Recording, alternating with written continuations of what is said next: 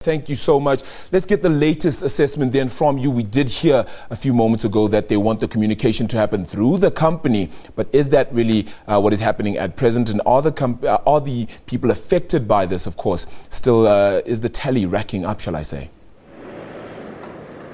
Yes, good afternoon to you. Of course, that media briefing called by the company, attended also by the State Security Minister, as well as the chairperson and CEO of Denel SOC, just concluded a short while ago. And of course, coming out of that briefing, the CEO of Rheinmetall Denel Munitions saying that at this point the company cannot confirm the number of deaths. Now, since late yesterday afternoon, the official tally that had come through from the fire and emergency services had put the death toll following this explosion at 8.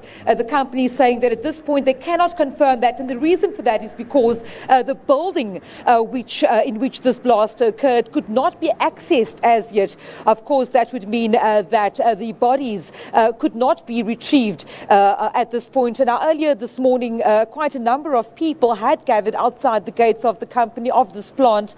We saw community members having a prayer meeting. Also, families that say they've suffered bereavement waiting outside while the other closer relatives were meeting with company representatives inside. And of course, one family we spoke to was that of a 21-year-old Jason Hartzenberg, saying that they had received confirmation that he was among the dead. Now, of course, we spoke to the Minister, State Security Minister Dipuo Letsatsi Duba, as well as in the briefing, the chairperson of Denel Munitions, saying that at this point the focus is on the families of course, these workers that had come to work yesterday, are still very traumatized. We have learned that operations on the plant itself is continuing today, and of course later on this afternoon we do expect other ministers.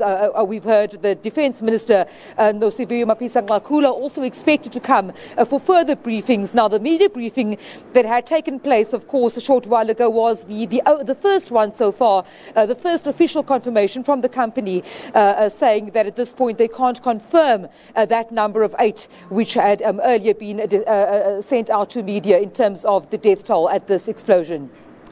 Vanessa Buna, I appreciate your time. Of course, they're keeping up with things there at Somerset West, that Denel explosion. 8 were the tally of people dead, confirmed dead yesterday. Whether that number is still the case is perhaps the question. GDP going down and contracting by 0.7%.